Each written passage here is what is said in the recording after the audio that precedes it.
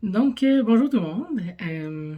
Comme je vous avais dit le mois passé, j'ai pas pris de Baby Box ce mois-ci, donc pendant le mois d'août, parce que j'allais à Disney. Fait que je me suis dit, à la place, ce que je vais faire, c'est que je vais faire une vidéo que les gens appellent un haul.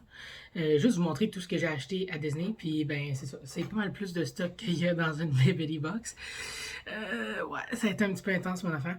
Euh, c'est ça. Fait que je vais vous présenter les items que j'ai achetés.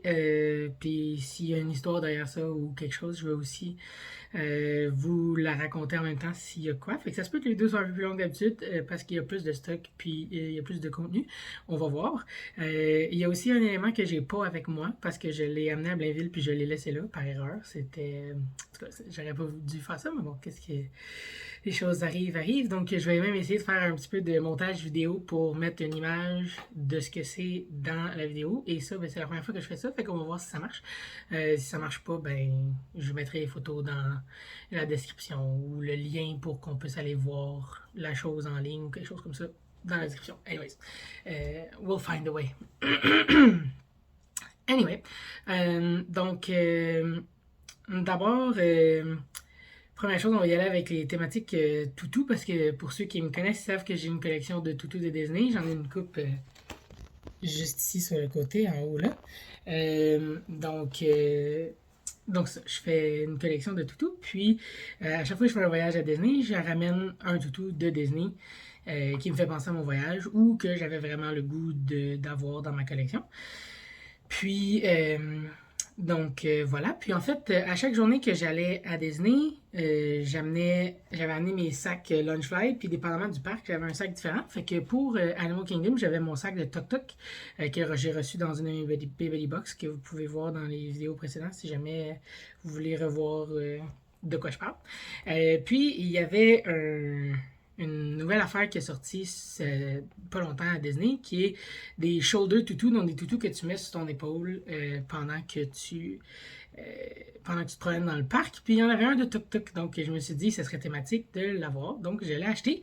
Donc c'est un petit bébé Tuk Tuk comme ça. Donc pour ceux qui ont vu Raya and the Last Dragon, savent que Tuk Tuk, quand il est bébé, il est sur l'épaule de Raya. Donc c'est pour ça que c'est très très thématique d'avoir ce toutou-là. Comment ça fonctionne en fait, c'est qu'il y a un petit aimant en dessous comme ça que tu mets en dessous de ton linge, comme ça ici. Puis après ça, tu fais simplement mettre toc-toc sur ton épaule, puis tiens, pendant la journée, à cause de l'aimant qui est en dessous. Fait que ça, c'est vraiment cool. C'est une des choses que j'ai acheté au début de mon voyage parce que je trouve que ça faisait thématique avec le sac à dos que j'avais prévu pour Animal Kingdom. Donc voilà.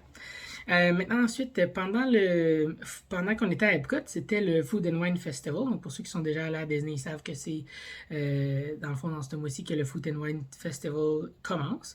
C'est un festival où est-ce que, d'habitude, à Epcot, il y a à peu près, en fait, il y a 10 pavillons de pays différents, plus un pavillon Outpost qui représente comme les pays africains, si on veut. Puis, dans le fond, pendant le Food and Wine Festival, il y a comme 30 stations temporaires de plus qui se rajoutent.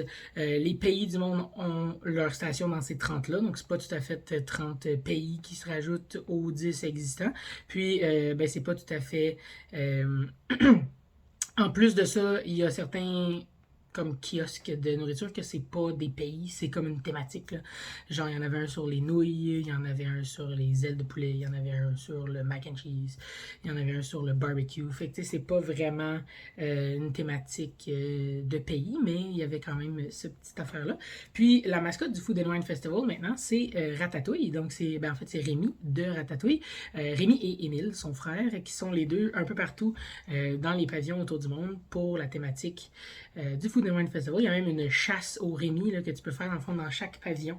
Il y a un Rémi de caché quelque part qu'il faut que tu trouves. Puis quand tu trouves toutes les Rémi de tous les pavillons, ben tu gagnes un espèce de verre en plastique. Là. Avoir su qu'on pouvait faire ça, je l'aurais probablement fait au début, mais je me suis rendu compte que ça se faisait à la fin de notre deuxième journée à Epcot. Fait qu'on avait comme plus vraiment le temps de le faire. Fait que oh well, la prochaine fois. Puis dans le fond, pour me rappeler du Food and Wine Festival, j'ai acheté un petit toutou de Rémi. Donc ses yeux sont un petit peu creepy, mais je l'aimais vraiment parce que il y a son petit chapeau. Puis en fait, c'est pour le Ratatouille Adventure, donc le nouveau manège que j'avais jamais fait. Fait qu'en plus d'être pour le Food and Wine dans ma tête, c'est aussi pour le nouveau manège que j'avais jamais fait avant. Fait que c'est du nouveau de Disney. Ce qui est fun avec ce petit toutou-là, c'est que. Ouais. C'est que quand tu pèses sur ses mains, il parle. Et quand tu pèses sur la main droite, il parle en anglais. Et quand tu parles sur la main gauche, il parle en français. Donc, c'était. Je trouvais ça vraiment drôle. En fait, je savais pas que ça faisait ça. J'étais allé pour l'acheter parce que je l'ai vu comme de loin. Puis j'ai fait comment je le veux. Puis tu as un autre qui parlait. Fait que j'étais comme, happy accident, c'est toujours le fun. Voilà. Sinon, pour ceux qui espèrent que j'ai acheté un lunch fly à Disney, la réponse étant non. J'en ai déjà assez, puis quand je vais reprendre des Baby Box, ils vont en avoir d'autres. Fait que je me suis dit, à la place que je vais prendre, c'est que je vais prendre un portefeuille lunch fly, parce que mon portefeuille, ça fait longtemps que je l'ai, il commence à être vieux. Puis, ben c'est ça. Fait que je me suis dit, ça pourrait être le fun de prendre un portefeuille lunch fly thématique parc de Disney. Fait que j'ai pris un portefeuille lunch fly thématique Magic Kingdom. Donc, sur le portefeuille que vous voyez à l'instant comme ça ici, il y a plusieurs dessins, plusieurs petits bonhommes, comme par exemple ici on a le petit bonhomme de Tiki Room.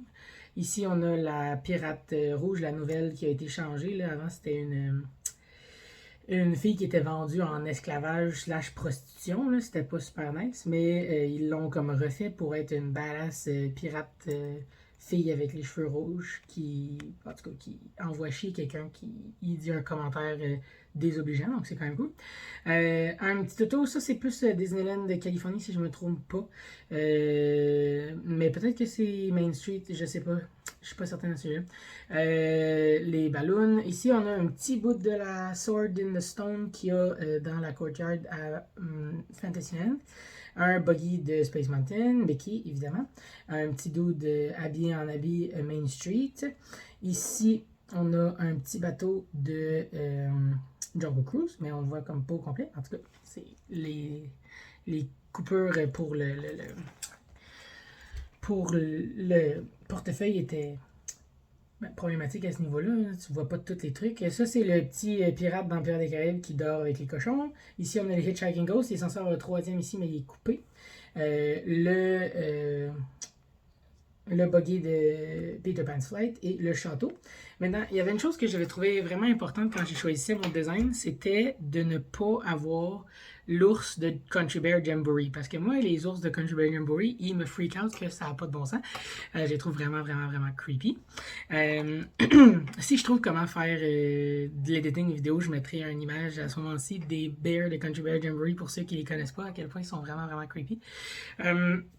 Fait que je voulais pas qu'il y en ait un sur mon portefeuille, fait que c'était comme mon critère là, pour pas qu'on le voit. Fait que celui-là, c'est celui que j'ai trouvé qu'il l'avait pas. C'est sûr qu'il y a d'autres éléments que, à cause de cette coupure spéciale-là, pour pas avoir le Country Bear Jamboree, on perd du design, mais somme toute, je suis bien contente de mon choix. Puis comme tous les lunchpads, en fait, à l'intérieur, il y a un petit design également. Dans le fond, c'est juste... je sais pas si on va pouvoir le voir, par exemple, c'est comme pas évident d'ouvrir le portefeuille comme ça, là, mais c'est juste comme des Mickey, puis il est écrit Disney Parks, puis il y a des Mickey dans des cercles, là, comme si c'était un Mickey Balloon, genre. C'est juste ça qui est à l'intérieur. Maintenant, je me suis également acheté des pins, parce que si vous voyez ici, j'ai un nouveau pinboard où est-ce que je mets toutes les pins de Disney que j'ai, puis également des photos avec mes amis parce que j'ai une nouvelle caméra Polaroid, fait que je prends des photos puis je les imprime. Fait que je voulais avoir un truc pour pouvoir les mettre. Fait que je me suis acheté une nouvelle pin. Je voulais quelque chose 50e anniversaire pour commémorer ma visite, puis j'ai trouvé cette petite pin là qui est vraiment cute de Chip and Dale habillés dans leur petit complet spécial de Chipmunk pour le 50e. J'ai trouvé vraiment cute. Là. Il y avait une parade où est-ce que il y avait comme toutes les originals de Disney qui avaient tous leurs petits habits 50e, puis Chip and Dale comme sont vraiment cute. Genre, je faisais ça bat pas quand même Chip and Dale déguisé en dinosaure à Animal Kingdom. Ça reste le plus cute à mon avis des Chip and Dale qui existent, mais ça c'est vraiment vraiment très très cute aussi. Puis sinon, ben j'ai bien aimé une autre pin que j'ai trouvée. Dans le fond, moi mon manège préféré à Magic Kingdom c'est Haunted Mansion. Puis j'ai trouvé une merveilleuse pin de Haunted Mansion, comme ça ici, avec le logo du Haunted Mansion. Puis dans le haut, dans le fond, dans le haut, c'est un fantôme qui a juste à Disneyland en Californie. C'est un fantôme parce que tu as sa tête, puis il y a une boîte à chapeau, puis sa tête se téléporte de sa actual tête à être dans la boîte à chapeau, puis il devient comme sans tête. Fait que ça, c'est l'animation. Puis dans le bas, on a aussi le, la petite gargouille qu'il y a sur les trucs de file d'attente, les chaînes de file d'attente. Donc voilà, maintenant on va passer à ce qui est headwear, donc les choses que j'ai achetées pour mettre sur ma tête. Évidemment, je me suis acheté une paire de mini ears. Je me suis acheté les mini ears du Hollywood Tower Hotel. Donc ces mini ears là, c'est des Loungefly, donc comme il est écrit ici, c'est des Loungefly. Donc, c'est des mini ears qui sont plus confortables sur les oreilles, sur la tête du moins, puis dans le fond, qui sont dans les matériaux plus résistants que les mini ears normales là, de Disney. Donc, il y a le logo du Hollywood Tower Hotel dans le milieu ici, et la partie boucle ici qui est l'espèce de cadran qui dit à quel étage l'ascenseur est. Il glow in the dark. Donc, pendant la nuit, il glow in the dark. C'est pour ça qu'il y a une espèce de petite teinte verte. Je peux dire que la première fois, quand je m'en suis rendu compte, je savais pas qu'il glow in the dark. Puis là, ben, je l'avais mis sur la tête d'un de mes toutous dans ma collection. Puis la première nuit que je me suis couché puis qu'il glowait vraiment, vraiment intense, j'ai fait comme, wow, qu'est-ce qui se passe? Mais ouais, c'est ça. Donc, il glow in the dark. Ça, c'est vraiment une merveilleuse surprise intéressante. Ensuite, à mon dernier voyage à Disney, ou à l'autre d'avant, je me souviens plus, j'avais perdu ma casquette. J'avais une casquette de Wonder Woman que je mettais quand j'allais, ben, peu importe où, quand j'allais, puis j'avais besoin d'une casquette. Puis, ben, je l'ai perdue à un des voyages à Disney. Puis là, ben, je me suis dit, ben, je pourrais me racheter une nouvelle casquette. Puis quand j'ai vu celle-là, je me suis dit, c'est trop parfait. Donc, c'est une casquette de Princesse Léa. Dans le fond, il y a toute... c'est juste comme un outline de sa face avec ses cheveux, avec des fleurs. Puis dans le fond, il est écrit The future of the galaxy is female. Donc c'est vraiment une casquette là, dans le girl power, girl empowerment, puis un peu dans le féminisme également. Je sais pas si c'était leur intention au moment de faire le truc. Le girl empowerment, ça c'est sûr que oui, mais le féminisme, je sais pas trop. Mais Disney fait des affaires de plus en plus inclusif dans tous les domaines. Fait que, je veux dire, quand j'étais allé, la collection Pride là, de Disney Stuff était insane. J'avais jamais vu autant de choses. Pride pendant la Mickey Rainbow Collection, genre, c'était insane. Il y avait vraiment beaucoup de merch. J'avais jamais vu autant de merch pour ça avant. Fait que j'étais bien contente de voir ça. J'en ai pas acheté, par contre. C'est quand même spécial que moi, j'ai pas acheté de merch Pride alors qu'il y en avait vraiment beaucoup de choix. Mais en tout cas, I guess que une prochaine fois, ça va juste continuer à en avoir de plus en plus à chaque année. Fait qu'on va être content de toutes les avoir à chaque fois. Fait que tout va bien. Le prochain headwear, je l'ai mis en arrière sur mon lit parce qu'il est un petit peu trop intense pour le mettre sur ma table sans que vous le voyez tout de suite. Donc je vais le mettre sur ma tête puis je m'en viens. Ça se trouve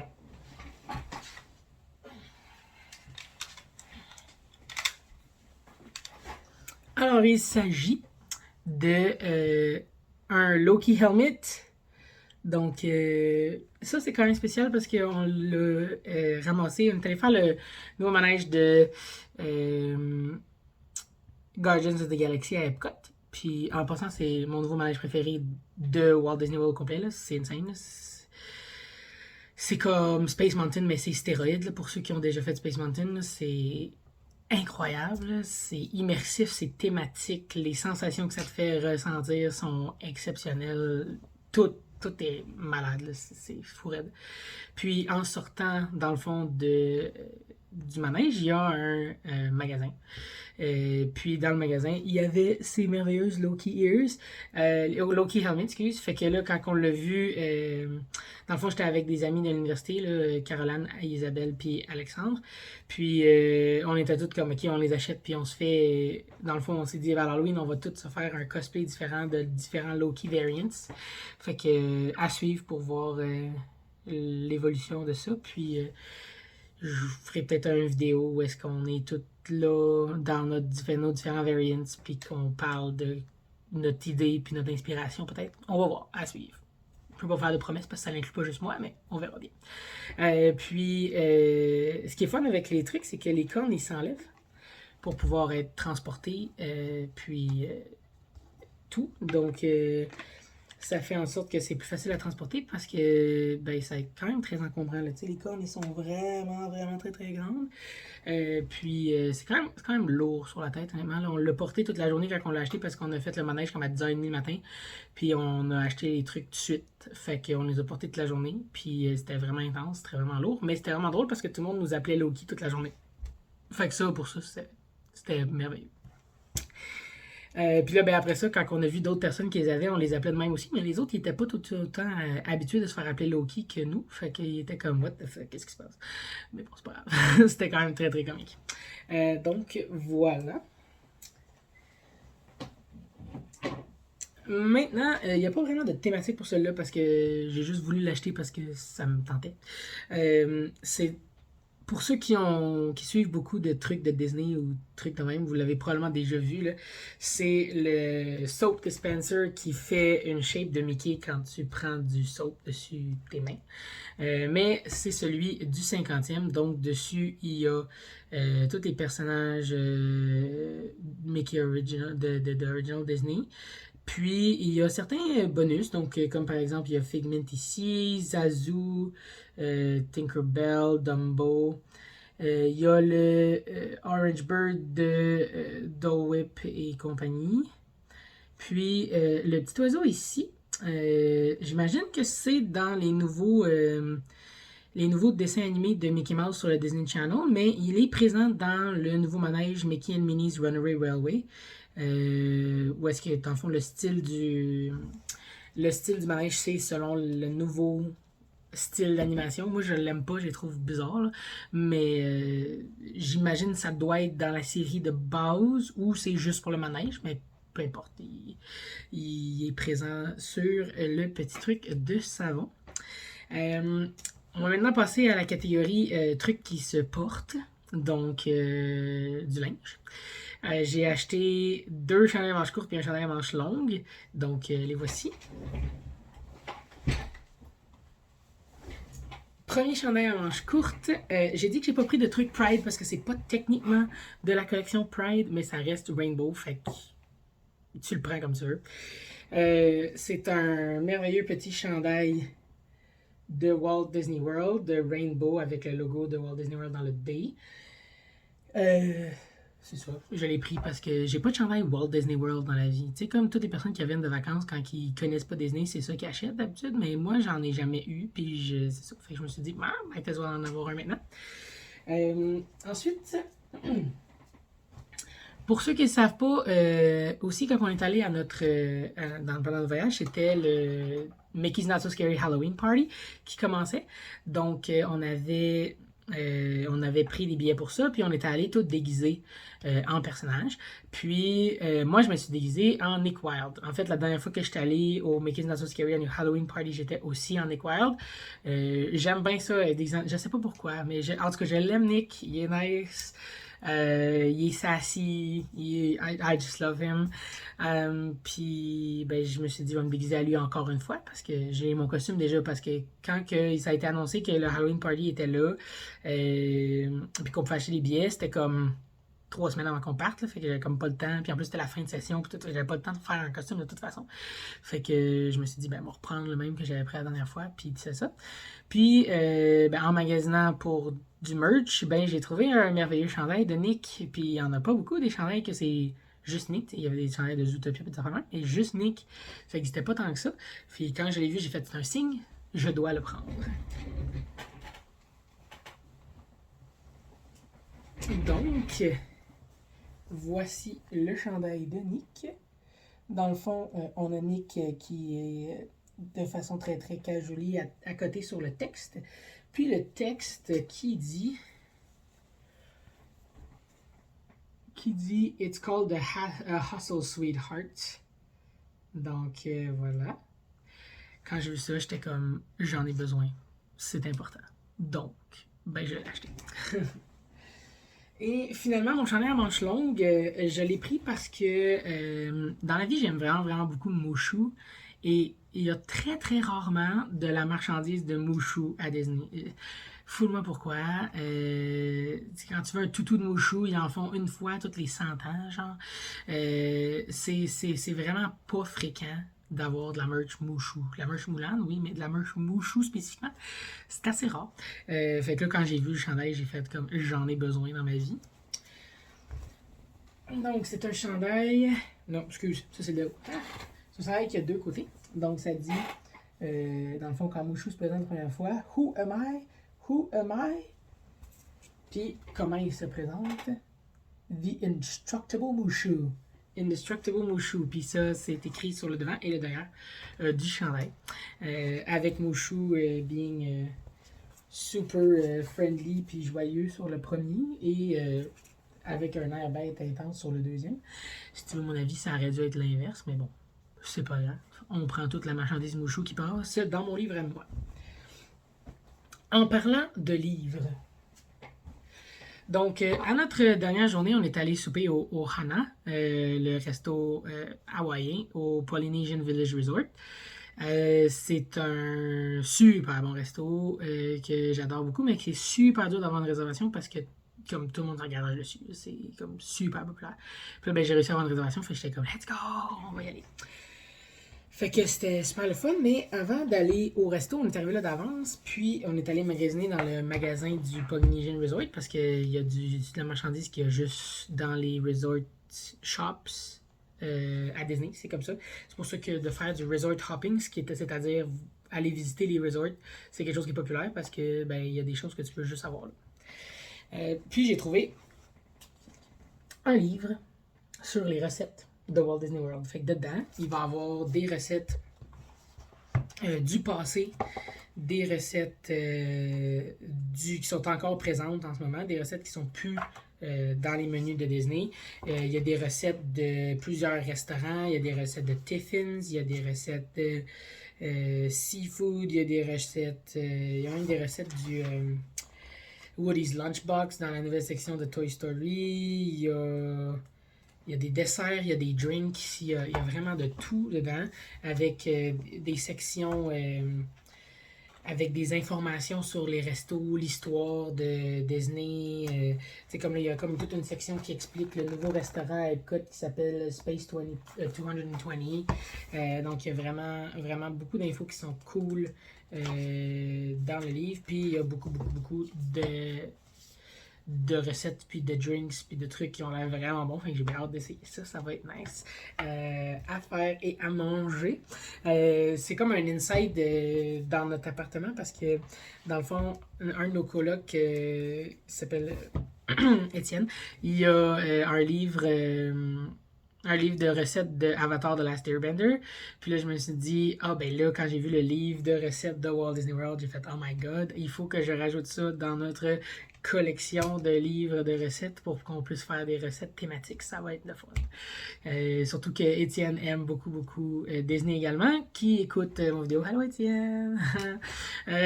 Donc, voilà, c'est ça. Donc, j'ai acheté ça. Maintenant, deux derniers éléments, c'est comme mes éléments coup de cœur de mon voyage, des choses que j'ai été acheter puis que j'ai été faire. En fait, le premier, c'est pas quelque chose que j'ai acheté. J'avais amené pour mes journées à Magic Kingdom ma sacoche de Rapunzel avec les lanternes dessus. Puis, ben, Alexandre a eu l'idée, quand on est allé rencontrer Rapunzel, de faire signer ma sacoche par Rapunzel, la rendant par le fait même unique. Puis, j'ai vraiment adoré cette idée-là, fait que je l'ai faite. Puis, je suis vraiment... J'adore ça. Dans le fond. Fait que ça, c'est pour ceux qui s'en souvenaient pas, ça, c'est la sacoche en question. Puis, j'ai fait signer sur le côté Rapunzel. Comme ça. Fait que, moi, je suis vraiment, vraiment contente. Mon deuxième élément coup de cœur, J'ai dit qu'il y en avait deux, il y en a trois. Je m'excuse, je me suis trompé. Donc, mon deuxième élément coup de cœur, c'est mon nouveau Magic Band. C'est celui que j'ai oublié parce que je l'ai amené à Blainville où est-ce que je mets toutes mes Magic Bands. Puis, dans le fond, c'est que Disney, juste comme legit 3 jours avant qu'on parte, là, ils ont sorti les nouveaux Magic Band Plus. Les nouveaux Magic Band Plus qui interagissent avec les choses. Donc, là, pour ceux qui sont pas familiers avec le principe d'un Magic Band, en fait, c'est un espèce de bracelet qui ressemble à une montre un peu, qui a une chip dedans. Puis ça te sert pour tout. Dans le fond, ça sert pour tes billets pour entrer dans le parc, pour tes fast-pass, pour ta carte de crédit, pour tes dinner reservations. Ça sert pour ouvrir ta porte de chambre, c'est ta clé, c'est tout. OK? C'est tout en même temps. Puis d'habitude, ça n'interagit pas. Ça fait juste une chip, puis c'est la machine qui scanne la chip qui fait quelque chose. Mais là, ils ont sorti un nouveau Magic Band qui il est Bluetooth lui, puis il interagit avec les choses autour. Puis il fait de la lumière, puis il vibre. Donc il faut que tu le recharges. Là. Les autres Magic Bands, t'as pas besoin de recharger ça parce que c'est juste une chip. Mais lui, il faut le recharger parce que sinon, il fonctionne pas. Puis dans le fond, il y en avait un de Pride. Fait que si je vous ai dit, j'ai rien acheté de Pride, mais c'est pas tout à fait vrai. Parce que j'ai rien acheté de Pride dans la merch, mais j'ai acheté un Magic Band de Pride. Fait que là, c'est le moment où est-ce que je vais essayer de mettre une photo dans l'image ou à la place de moi qui parle, parce que c'est pas tant pertinent, anyways, de voir ma face pendant que je parle. Mais ça, fait que c'est un Magic Band avec le château sur le dessus, avec un rainbow background. Dans le fond, les tours du dessus, donc l'espèce de tour en carré qui entoure le château, c'est ça qui allume. Donc, de base, quand que je rentre dans le parc, je scanne mon Magic Band, puis ça l'allume multicolore, donc Pride Colors. C'était le setting default. Mais il va également allumer quand, dans le fond, pour le 50e, ils ont mis des petites statues en or spéciales de plein de personnages partout dans le parc. Puis il y a comme une scavenger hunt pour toutes les trouver. Puis quand tu as ton Magic Band Plus puis que tu es proche, il vibre puis il fait comme une espèce de petit halo jaune, un petit halo gris bleu autour du château. Puis ça te dit comme attention, il y en a un proche. Fait que là, t'es comme ouh. Puis là, ben, quand tu vas à côté, ben, il reconnaît que t'es là avec un Magic Band Plus. Puis là, il y a une petite musique qui part ou un petit dialogue de la personne ou du personnage qu'il y a sur la statue. Fait que c'est vraiment, vraiment cool. Puis ce qui est drôle, c'est que des fois, ils catch que t'es là, même si t'es pas là. Puis là, ben, il y a d'autres mondes qui prennent des photos en avant. Puis tu accidentally pars la statue qui fait du bruit. Puis là, ils font comme ah, c'est vraiment très, très drôle. Mais oui, c'est ça. Fait que c'est vraiment cool. Puis la dernière chose que ça fait de spécial, ce Magic Band-là, c'est ça interagit avec les spectaculaires. Donc en ce moment, il y a 2 spectaculaires à Disney. Pour ceux qui connaissent, le spectaculaire de Star Wars à Hollywood n'est pas encore revenu. Il est parti avec la COVID, il n'est pas revenu. Puis le Rivers of Light à Animal Kingdom non plus n'est pas revenu depuis la COVID. Fait que il y avait pas ces deux-là, mais il y avait le nouveau spectaculaire 50e spécial à Magic Kingdom, puis le nouveau spectaculaire Harmonious à Epcot, qui est vraiment, vraiment meilleur que le spectacle de feu d'artifice qu'il y avait avant Epcot, qui était juste de 8 minutes et très, très décevant. Mais là, c'est fou raide. Mais c'est ça, fait que le Magic Band Plus, il interagit avec le show, puis dans le fond, il va faire des couleurs puis des vibrations qui fit avec les feux d'artifice ou la musique ou les projections. C'est vraiment, vraiment cool. Là. C'est difficile parce que, tu sais, c'était des nouveaux spectacles que j'avais jamais vu avant, fait que je voulais pas comme passer tout mon temps à regarder mon Magic Band, quelle couleur puis quelle affaire qu'il faisait. Mais c'est vraiment un ajout pas nécessaire, mais vraiment cool. Fait que c'est ça. Fait que sinon, mon Magic Band, les autres affaires qu'il y a de plus, c'est il est écrit Pride sur le côté en couleur arc-en-ciel. Puis de l'autre côté, il y a plein de Mickey Rainbow le long de la sangle, genre, qui fait le tour de ton poignet. Donc voilà pour mon deuxième coup de cœur. Mon dernier coup de cœur, c'est quelque chose que je voulais faire depuis que Star Wars Galaxy's Edge a sorti à Hollywood Studios, mais que j'avais jamais eu l'occasion de faire parce que ça se réserve full vite pour pouvoir le faire parce que c'est tellement awesome. Donc c'est me faire mon propre lightsaber. Pour ceux qui ont vu ma nouvelle photo de profil sur Facebook, c'est avec mon nouveau lightsaber. Mais je vais vous le présenter plus clair pour voir les détails puis les choses. Puis en même temps, je vais vous raconter un peu comment c'est quoi comment ça se passe le processus et tout. Là. Donc comment ça fonctionne? Tu arrives là, puis ils vont te donner un document, dans le fond, qui présente les 4 différents paths que tu peux prendre pour ton lightsaber. Dans le fond, comment ça fonctionne, c'est que tu choisis ton path. Chaque path est associé avec une certaine quantité de pièces. Puis quand tu rentres à l'intérieur, ils te donnent les pièces de ce path-là, puis c'est ça tes choix pour le lightsaber, parce que si tu avais comme tous les choix de pièces, ben, ça serait beaucoup trop long. Puis en même temps, ben, chaque path a comme une description de qu'est-ce que le path représente ou qu'est-ce que c'est, puis d'où ça vient, les pièces ont été ramassées où, comment ils sont fabriqués, c'est quoi leurs composantes, etc. Donc, il y avait 4 paths. Il y avait le path Justice and Peace, qui est comme vraiment très très light side, là, vraiment très très genre je vais avoir un lightsaber vert. Un path Power and Strength, qui est très très dark side, très très je vais avoir un lightsaber rouge. Le path Elemental Nature que moi j'ai choisi, qui est plus comme c'est toutes des pièces qui ont rapport avec comme la nature puis la présence de la force dans tout être vivant qui inclut la nature. Donc c'est vraiment moi je trouve ça, en tout cas en tant que biologiste, ça m'a parlé beaucoup comme path. J'ai fait oh my god, je veux ça, c'est sûr. Puis finalement, le dernier path, je me souviens plus c'est quoi, c'est quelque chose en defense.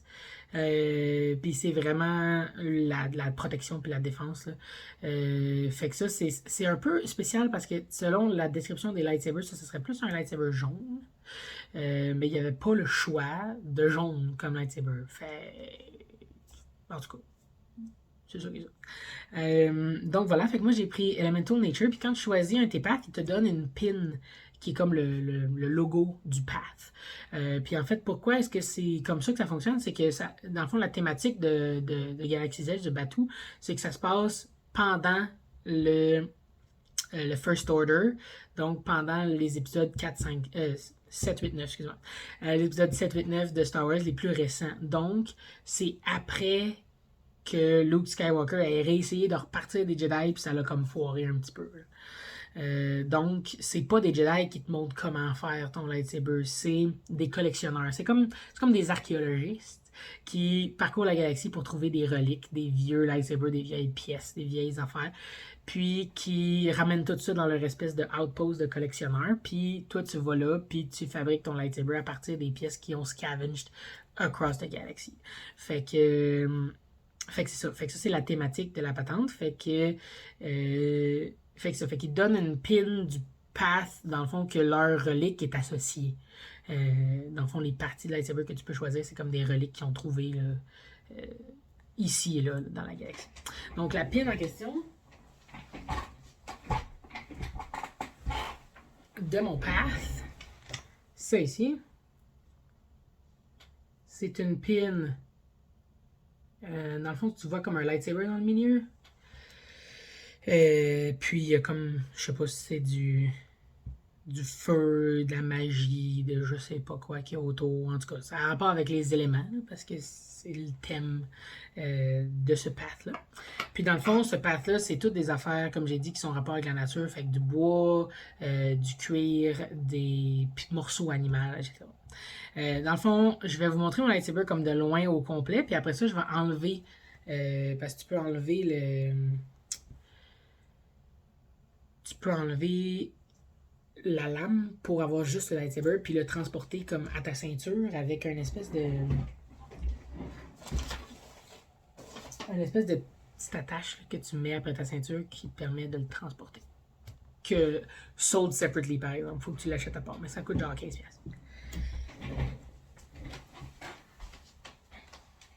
Donc, le lightsaber au complet, que j'ai pris mauve, évidemment, c'est ma couleur de lightsaber fétiche.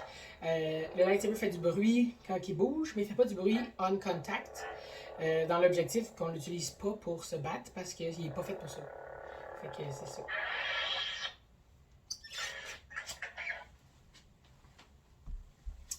Donc voilà, puis là tu peux l'enlever, la lame, et ça te permet de bien voir toutes les parties du lightsaber. Donc tu choisis le dessus, 2 grips en bas et en haut, le milieu avec le bouton pour pouvoir partir et fermer le lightsaber. Donc voilà, moi j'ai pris ceux-là parce que j'aimais vraiment beaucoup les swirls, puis les espèces de ronces, tout à fait de très très nature et éléments, là. Fait que je trouvais ça vraiment nice. Puis, dans le fond, cette partie-là, j'aimais ça aussi. Ça parle comme plus labyrinthe ou je sais pas, tu sais, complexité de la nature. Moi, je le vois comme ça.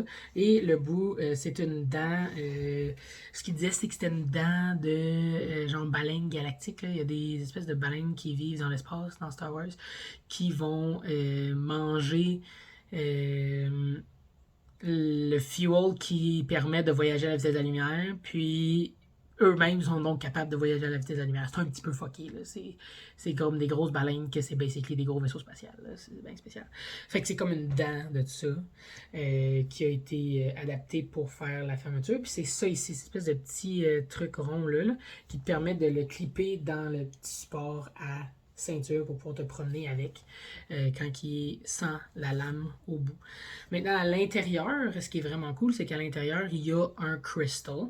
Un crystal de la couleur que tu choisis pendant la cérémonie. Tu as le choix entre bleu, vert, rouge et mauve. Pour être vraiment honnête, moi j'aurais choisi blanc si j'avais eu la possibilité de prendre blanc, mais il n'y avait pas la possibilité. Puis je me suis dit peut-être que si tu mets pas le cristal dedans, ça va être blanc. Mais non, c'est vraiment cool parce que le lightsaber, un vrai lightsaber dans Star Wars fonctionne pas sans son cristal. C'est comme ça. Eh bien, les lightsabers ici également ne fonctionnent pas sans un cristal. Ils n'allument pas, tout simplement. Donc, le cristal, dans le fond, c'est comme un morceau de plastique dans lequel il y a une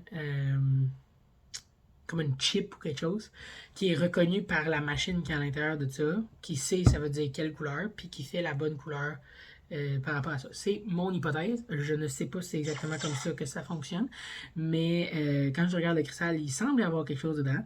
Puis, il n'y a pas de lumière. Tu sais, tu te dis, ça pourrait que la lumière part d'en bas, puis il y a une lumière qui passe à travers le cristal, puis ça le teinte de la bonne couleur, puis il sort comme il faut à l'autre bout. Mais non, il n'y a pas de lumière qui passe à travers. C'est vraiment comme quand tu mets le cristal dans la chambre du cristal, ben il y a comme une partie en haut qui commence à faire de la lumière. Puis c'est la couleur du cristal, cette partie-là, qui, comme dans le haut ici, qui fait de la couleur. Fait que c'est vraiment bien fait pour ça, mais c'est plate parce que je peux pas avoir un sort blanc, parce que ça fonctionne pas. Donc voilà, ça fait le tour de tout ce que j'ai acheté à Disney. Ça fait vraiment beaucoup de choses. À cause de cette quantité phénoménale de choses que je me suis acheté à Disney, j'ai, comme on pourrait dire, décidé de ne pas prendre la Baby Box de septembre non plus. Donc, la prochaine Baby Box, ça va être en octobre, je pense, à suivre, mais je pense qu'en octobre, peut-être, on verra bien. Mais pas en septembre, parce que j'ai déjà beaucoup de choses. Puis, j'ai dépensé beaucoup d'argent. Alors voilà. Donc, c'est ça, c'est vraiment le tour. Merci d'avoir regardé cette vidéo et à la prochaine.